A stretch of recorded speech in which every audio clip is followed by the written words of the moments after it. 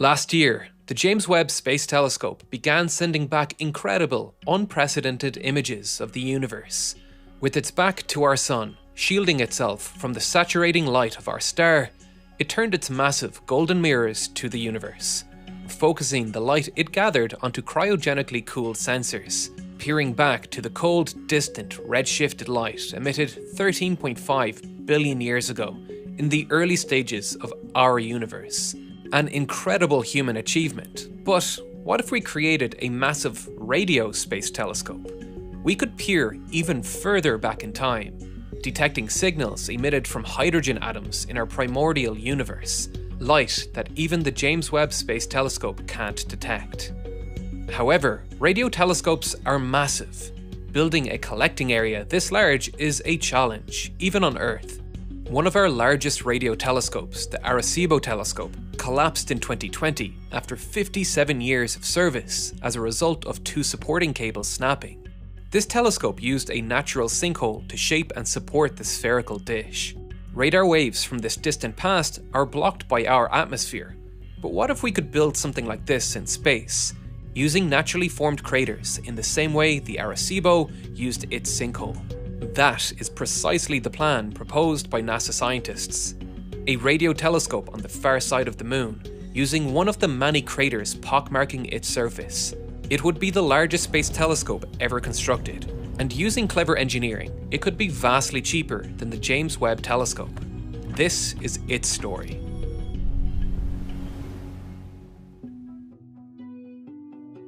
The basic concept of a massive radio telescope is not new.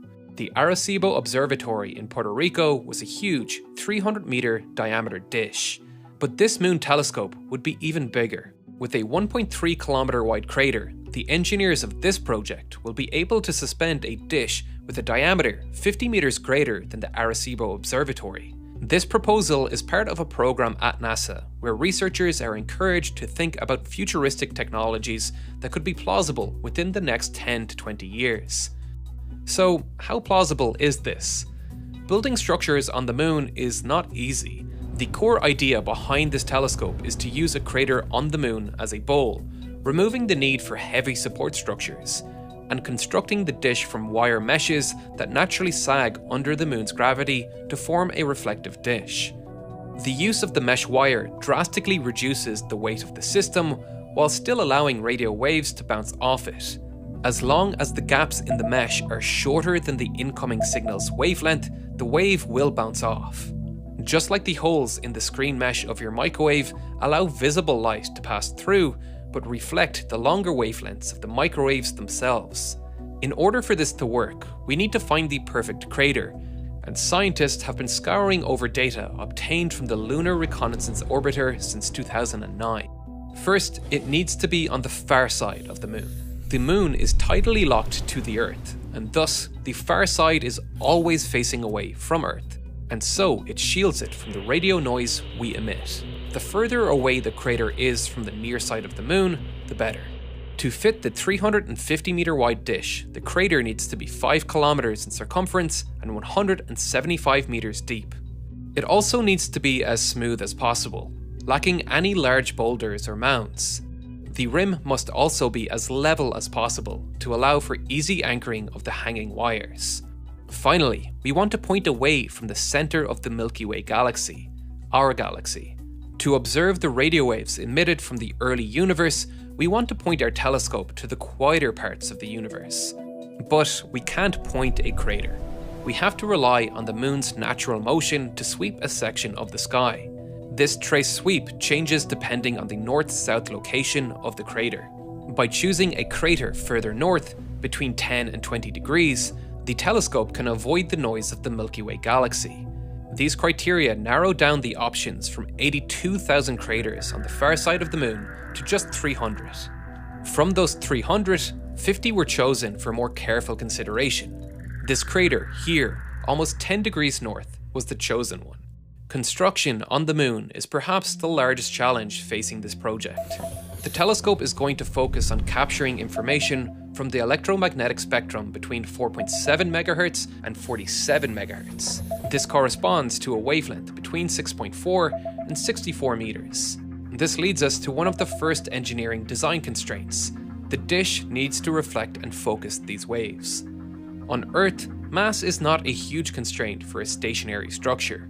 However, we will need to ship these materials from Earth at a huge expense per kilogram, so we want to minimize weight where possible.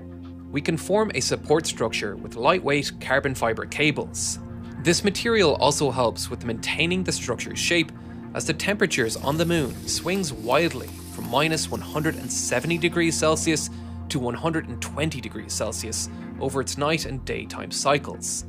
A temperature swing that would cause aluminium to expand and contract, warping the shape. These carbon fiber wires will then be anchored on the crater sides, with the natural sag in the wire forming the support structure. However, hanging wires will naturally create a catenary shape, which is not suitable as a concave mirror. We need to create a shape capable of focusing the reflected electromagnetic waves to a point inside the crater, where we can hang a receiver. To get a better focused beam, the shape must be closer to a half circle. But how can we achieve that with a wire with just 2 anchor points? This is where things get interesting. Wires have no compressive strength and must hang in pure tension. Hang a wire from a single point and it will hang straight down. Hang it from 2 points and it will sag downwards until once again the entire string is in tension. But if we put more weight, it will sag with a deeper parabolic arch to allow it to remain in tension. We can take advantage of this by hanging weight strategically along its length to alter its shape. This can be done by tailoring the wire's shape along its length, or by coating the wire in materials of different densities along its length. But anchoring the tethers to the rim is easier said than done, especially if we're going to be constructing it without the help of astronauts. Thankfully, the moon's weaker gravity makes things easier. The moon's gravity is about 16% of Earth's. Supporting a 200 kilogram telescope on the moon is equivalent to holding just about 320 kilograms on Earth. The question is, how do we deploy them? One plan involves using dual-axle robots currently being developed by JPL to manually tow the wires into place. Another plan is to form the anchoring wire shape above the crater before landing, either by the lander firing anchors before landing or through multiple landers landing at their anchor sites. However, the cheapest option involves a single lunar lander that will land in the center of the crater and fire the anchors above the crater rim. These anchors are similar to boat anchors, and upon tensioning will dig into the lunar regolith. However, the lunar regolith is razor sharp, and great caution needs to be taken to minimize friction between the tethers and the ground. Depending on projectiles also requires extensive testing and validation to ensure their reliability and prevent any potential failures. A difficult thing to simulate, which is highly dependent on the terrain of the site. On the other hand, relying only on projectiles greatly decreases cost and complexity, with an estimated total cost of $2.4 billion. It's estimated that deploying the wires with rovers would cost $4.5 billion. For comparison, the James Webb Telescope costs $10 billion. Once deployed, these anchors are the skeleton upon which the rest of the structure is built. The antenna receiver is raised to the focal point of the structure first. If deployed by individual robotic anchor points, the tensioning of these wires could be done from the anchor points, but this again would pull the wires along extremely abrasive lunar regolith. Ideally, a robot pulley system can climb the existing anchoring wires and deploy these structures without causing any more friction on the crater rim. Next is the reflector mesh. This mesh will be made from an ultralight reflective material like gold-plated molybdenum. To deploy the reflector, guide wires are pulled to the top of the anchoring wires, which in turn will unfurl the wire mesh, carefully folded aboard, inspired by origami. This concept has been modeled in multiple space missions, from solar arrays to inflatable heat shields. With good reason. Origami, with its intricate folds, allows engineers to pack large structures into extremely tight spaces. The perfect solution for packing a 350-meter wide radar dish into a space-confined lunar lander. Once deployed, the radio telescope can begin sending data back to Earth. But this telescope won't be giving us pretty images like the James Webb Telescope. It will instead give us data on how hydrogen is distributed in the universe. But But how is that useful? It will give us a new understanding of how the universe formed. Right now, the main hypothesis is that hydrogen distribution should be uniform over space and time. But that assumption of uniformity was also made about cosmic background radiation, which turned out to be false. Assumptions like this need to be tested, and not just given as a fact, and this telescope will be able to detect these hydrogens. But how? In the early universe, before stars began to form, there was no light, but there were hydrogen atoms, a lot of hydrogen atoms. Cold interstellar hydrogens are at their lowest possible energy level and radiate nothing. However, on occasion, these atoms can become excited to a higher energy state through collisions with other atomic particles. At some point, through natural decay or through a secondary collision, this energy needs to be radiated out again, and the energy is released with a photon in a very specific wavelength, 21 centimeters long, giving the phenomenon its name, the 21 centimeter line. By listening for radio waves at this particular frequency, we can quantify hydrogen formation across the universe. But the goal is more than just collecting signals from one point in time. The goal would be to track these formations over time. We can do this because of redshifting. As the universe expands, it stretches the frequencies to lower and lower frequencies. We can identify the age of the signal by how much the signal has shifted into longer wavelengths. This data is crucial for refining our models regarding the conditions that led to the formation of stars, and providing insights into how the universe gradually cooled following the Big Bang. Of course, the telescope needs to send data back to Earth. This is where the telescope could potentially benefit from other lunar missions. When the Apollo astronauts ventured to the far side of the Moon, they could not communicate with Earth. The situation has improved marginally since.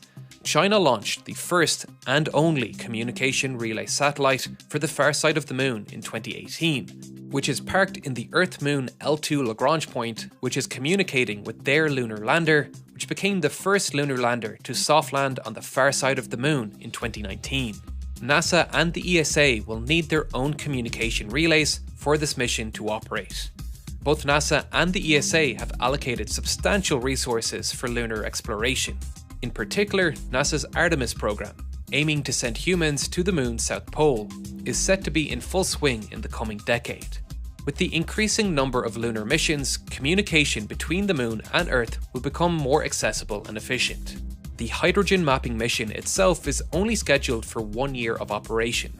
The team is confident that they can gather enough data in that time to piece together the evolution of the early universe. But of course, the massive radio telescope is capable of much more than just detecting early hydrogen signals. The long radio wave spectrum is full of other useful information.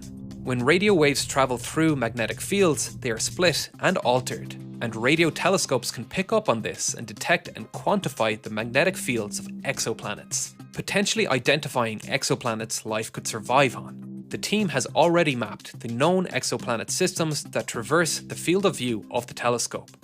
This is an exciting project with a lot of scientific potential. How could we not get excited by the potential of a massive telescope being constructed on the far side of the Moon? All projects like this begin at the same point. Before anything is manufactured, the entire design will be prototyped in a computer-aided design system, or as we call it in engineering, CAD.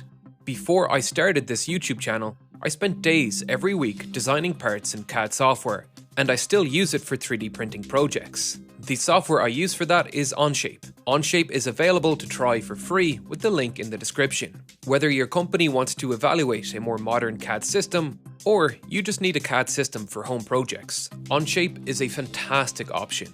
Onshape's system runs entirely on the cloud, allowing engineers and designers to work together at the same time on the same design across the world.